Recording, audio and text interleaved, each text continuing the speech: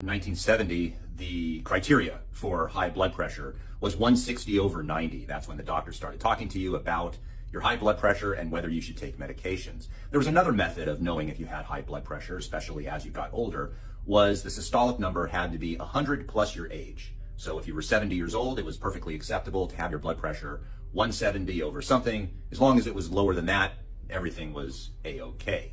Then somehow about 30-ish years ago, when I was in school, the numbers changed to when you were supposed to give someone medication. We were taught in our school that when someone had high blood pressure that was 140 over 90, that's when you were to send them out to their primary care doctor and have them take medication. Well, then in 2017, something happened. And that is, a study came out that said people's blood pressure should be lower than 120 over 80. Now, that is a pretty lofty goal.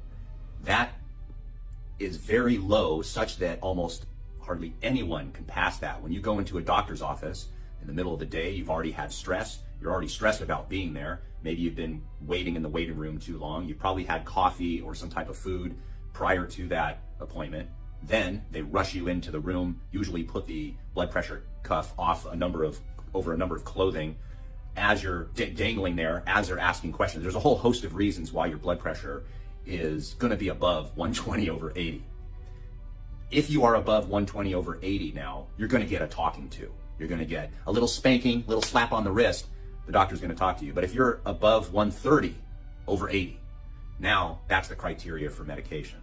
Now let me know what your opinion is. Is this simply corporate greed from pharmaceutical companies to lower the margins so low that almost no one can pass, and thus every one of us should be on blood pressure medication? Or are the pharmaceutical companies so altruistic that they just want to help humanity that they've made the criteria such that they're really saving lives and preventing us from having a heart attack or stroke? Let me know what you think is the answer down in the comment section down below. Hypothetically, this may be true. No matter what our age, maybe all of our blood pressure should be below 120 over 80. There is probably a way to get your blood pressure to normal for you, but the million-dollar question is, what is normal blood pressure? What should our blood pressure be when we're 20 years old? What should our blood pressure be when we're 80 years old? And whatever your opinion is, there's probably research to support that.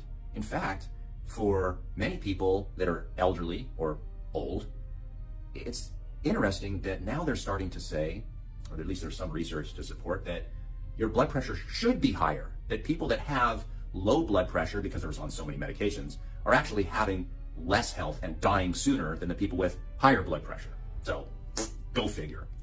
But that's the history of what we've seen so far, just in my lifetime. Now, what were they doing 100 years ago in the 1920s with high blood pressure? Were people dropping dead like crazy because of high blood pressure? And now that we're getting everyone below 120 over 80, we're all living longer lives? Is that the reason why people are living longer now? Are they living longer? These are great questions to ask, and I'll leave it up to you to try to read between the lines. Now, having said this, high blood pressure is a risk factor for heart attacks and strokes. The higher your blood pressure as a younger person, the more likely that you're going to have problems in the future. So it behooves us to try to get our blood pressure to a normal for us. So if you want to become healthier and get a normal blood pressure for you, then I have a complete guide right here